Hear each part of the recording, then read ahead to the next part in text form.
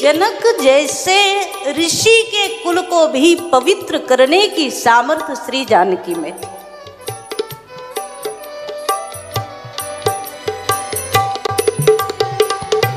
पुत्री पवित्र किए कुल दो, पुत्री पवित्र किए कुल दो, सुजस धवल जग कह सब को, सुजस धवल जग कहे सबको,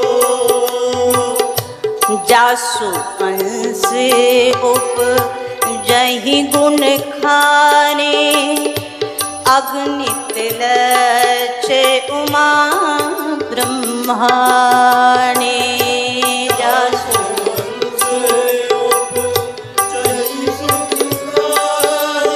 हरि बोल।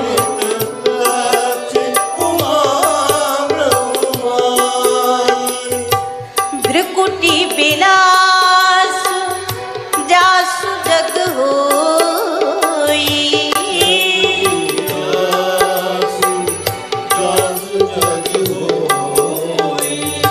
राम बाम दिस सीता सोई,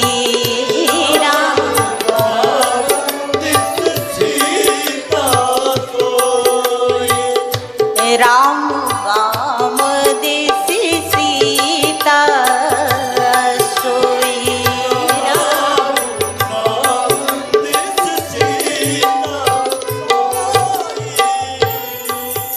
यद्यपि श्री भगवती जानकी साक्षात शक्ति है, जिसकी कृपा कटाक्ष से जासु अंश उपजहि गुण खाने, अगणित लक्ष्य उमा ब्रह्माणी। कौन है? जिसके अंश से उमा ब्रह्माणी अगणित पैदा होती है, वो भगवती, वो जानकी, वो शक्ति, जिसकी कृपा से उद्भव स्थिति संहार कारणीम क्लेश हारणीम सर्वश्रेयस्करीम सीताम नतोहम श्री राम वल्लभाम। श्री जानकी वो है, जगत को प्रकट करना, पालन करना, लय करना, वो सब सामर्थ्य श्री जानकी की। अच्छा, यदि हम भारतीय नारी का दर्शन करें तो हमारे यहाँ वेदों से ये परंपरा चली कि केवल जानकी ही शक्ति नहीं है, प्रत्येक भारतीय नारी भी साक्षात शक्ति है। वो साक्षात श्री जानकी का अंश ही है, लेकिन उसके साथ साथ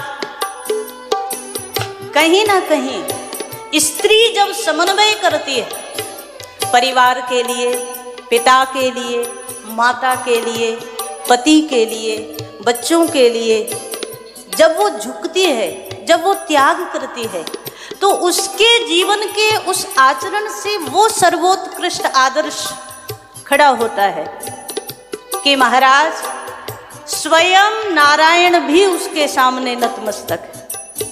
और ये सामर्थ्य केवल और केवल भारतीय नारी में। इसीलिए हमारे यहाँ नारायण से ज्यादा नारायणी को प्रणाम किया गया, वो शक्ति है। तो श्री जानकी के जीवन को भी अगर हम लोग देखें, श्री जानकी का जीवन कैसा है?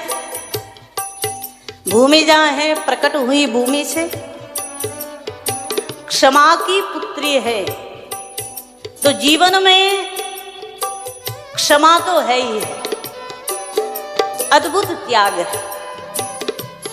एक बड़ा सुंदर दर्शन आता है, आप देखो, आजकल के बच्चों के लिए ये कथा महत्वपूर्ण है, ये चरित्र महत्वपूर्ण है, सुनना चाहिए, समझना चाहिए, हमारे जीवन में हमारे आदर्श क्या हो। जिस समय श्री जानकी जी पुष्प वाटिका की भूमिका में, उस समय का बड़ा सुंदर दर्शन। जनक की बेटी है। यद्यपि तो भूमिजा है, पर जनक जी ने पालन पोषण किया है, तो जनक की बेटी है। कितने प्रेम से, कितने दुलार से माता पिता ने पाला। बोले पलंग पीठ तज गोद हिंडोरा, पग न दीन सिय न दीन पग अवनी कठोरा। कभी श्री जानकी जी को कठोर भूमि पर नंगे पैर चलने नहीं दिया जनक ने। अच्छा, केवल जनक ऐसे पालते हैं? हर पिता अपनी संतान को उतनी ही ध्यान देकर पालता है, उतने ही नाजों से पालता है। हर माता पिता अपने बच्चों को वही सुख, वो सुख देना चाहते हैं जो उन्होंने जीवन में नहीं पाया। वो किसको देना चाहते हैं? संतान को, उनके लिए करते हैं। लेकिन एक अवस्था ऐसी आती है, और ये कड़वा सच है आज की स्थिति का। एक अवस्था आती है जब बच्चे बड़े हो जाते हैं, युवा अवस्था में आ जाएं, तो महाराज कभी कभी तो ऐसा होता है, जब विवाह की बात हो या अन्य अन्य जो विषय आते हैं, तो कई बार बच्चे माता पिता की भावनाओं को ही भूल जाते हैं। होता है ना? जिन माता पिता ने अपने सुखों को त्याग कर अपने हिस्से का सुख, अपने हिस्से का आनंद, अपने हिस्से की जो व्यवस्थाएं थी वो सब बच्चों को दी, वही एक दिन माता पिता के उस भाव को समझना भूल जाता है।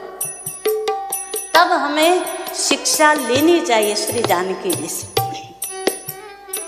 जानकी जी जब पुष्प वाटिका में हैं और प्रथम दर्शन राम जी का हुआ, उस समय गोस्वामी जी ने बड़ी सुंदर बात कही। राम जी को देखा तो मन श्री जानकी जी राम जी को समर्पित कर दिए। जानकी जी ने अपना मन समर्पित कर दिया प्रथम दर्शन में ही। अच्छा, जब चारों तरफ चर्चा बन गई कि नगर में जो आए हैं ना वो सुंदर राजकुमार, जो श्यामल कुमार है ना, उनके साथ हमारी जानकी किशोरी जी का विवाह हो जाए, ये पूरा नगर कह रहा है। और ये बात जानकी जी के कान में भी पड़ी। लेकिन शीलता का दर्शन करना, आदर्श देखना, मर्यादा देखना श्री जानकी जी के जीवन के। देखे राम छवि को एक कहाई,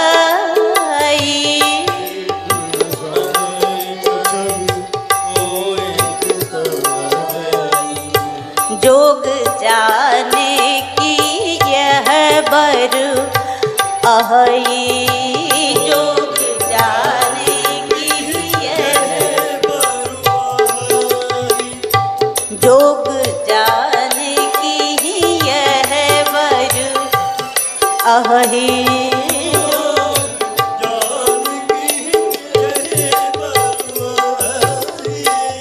जब चर्चा का विषय बना तो एक आध ने तो कह दिया कि अभी लगता है जनक जी ने देखा नहीं, एक बार जनक जी देख ले इन्हें तो जनक जी तो पन पर हर हट करई विवाहु। जनक जी अपना प्रण छोड़ देंगे और सीधा विवाह कर देंगे श्री जानकी जी का। दूसरा कहता है कि नहीं सखी परंतु पन राव न तजई। जनक जी ने देख भी लिया है, जनक जी ने आतिथ्य भी कर लिया है, जनक जी ने ही इनको ला करके अतिथि गृह में निवास कराया है, पर जनक जी ने अपना प्रण नहीं छोड़ा।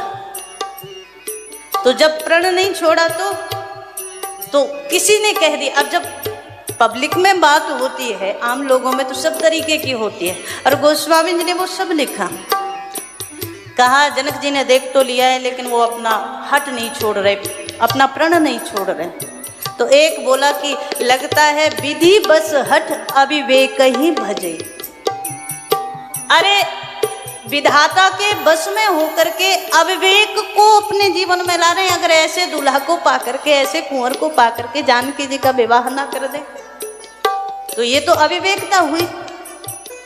एक बोला हमारी समझ से तो ऐसा हो सकता है कि हमने जीवन में जो सुकृत किए हों, और देखो क्या पावन भाव, हमने जीवन में जो पुण्य किए हों वो सब पुण्य हम विधाता को दे दें, भगवान को दे दें और प्रणाम करें हम अपनी ओर से कि हमारे सब पुण्यों को लेकर उसके बदले में जानकी जी को ये दूल्हा दे दो।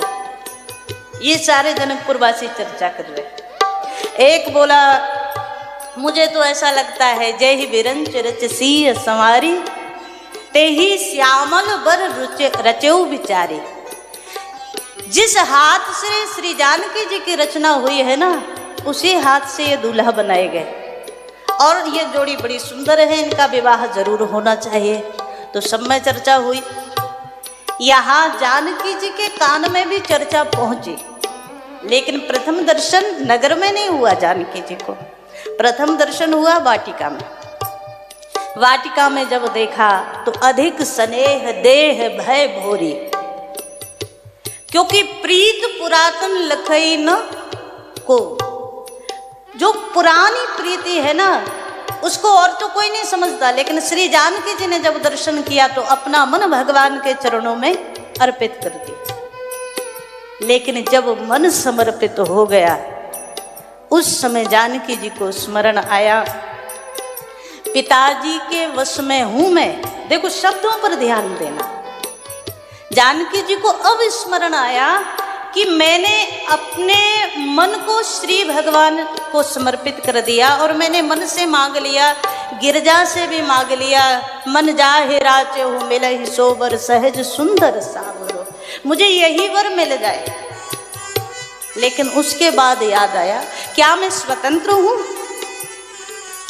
क्या मुझे मेरे जीवन के निर्णय लेने में मैं अपने आप से कर सकती हूं? और यही वो सूत्र है जो हम देना चाहते हैं समाज को। एक समय ऐसा आता है जब 18, 20, 22, 25 साल का बेटा या बेटी हो जाए तो उसके बाद में पिता की आंखों में आंखें डाल करके कहते कि हमारी जिंदगी है, हम अपने हिसाब से जिएंगे, हम निर्णय करेंगे क्या करना है। उस समय इस शिक्षा को समझना जरूरी है। श्री जानकी उस समय सोच रही है, मैं स्वतंत्र नहीं हूं, मैं मेरे पिता जनक के अधीन हूं और मेरे पिता मुझे, मेरे लिए जो निर्णय करें वो मुझे स्वीकार है।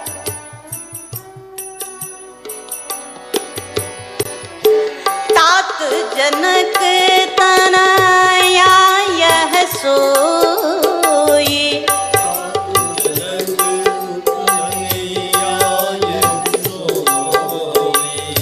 धनुष जके जही कारण होई।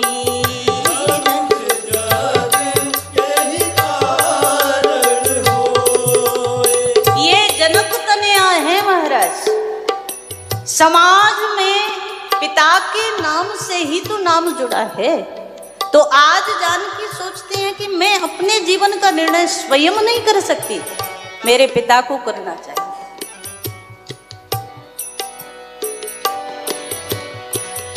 धर बड़ धीर राम उर आने, धर बड़ धीर राम उर आने, धर बड़ धीर राम उर आने, धर बड़ धीर राम उर आने। फिरी अपन पौ पीतू बस जाने, फिरी अपन पौ पीतू बस जाने, फिरी अपन पौ पीतू बस जाने, अपन पौ पीतू बस जाने। यही शिक्षा है, यही आदर्श है। आज कहीं ना कहीं राम कथा से दूर होते हुए बच्चे राम संस्कारों से, रामायण के संस्कारों से दूर होते हुए बच्चे नहीं समझ रहे। श्री जानकी जी कहती है, फिरी अपन पौ पितु बस जाने, मैं स्वतंत्र नहीं हूं, मेरे पिता के वशीभूत। इसीलिए जान कठिन शिव चाप विसूरति, चली राख उर श्यामल मूर्ति। भगवान की मूर्ति को तो हृदय में बसा लिया, लेकिन इस चीज से घबरा रही है कि मेरे पिता जो निर्णय कर चुके हैं काम तो वही होगा, और मेरे पिता ने शिव धनुष को मध्य में रखा है, और भगवान को देखती हैं कि ये कैसे तोड़ेंगे। तो जान कठिन शिव चाप विसूरति, शिव चाप तो बड़ा कठिन है और ये बड़े कोमल हैं, लेकिन कहीं भी अपनी भावना को अपने जीवन में अपने ऊपर हावी नहीं होने दी।